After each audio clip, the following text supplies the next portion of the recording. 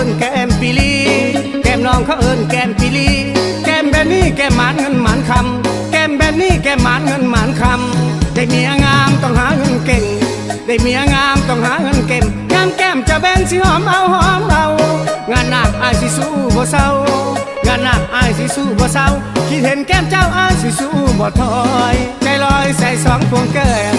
ใจลอยใส่สองพวงแก้มได้แต่แนมแล้วมันละยายแก้มขัวบ่ให้ผัวนอกใจแก้มขัวบ่ให้ผัวนอกใจส่วนแก้มเบื้องซ้ายให้ผัวไปหาเงินเขาจึงเอิ้นแก้มหมานเงินคือว่า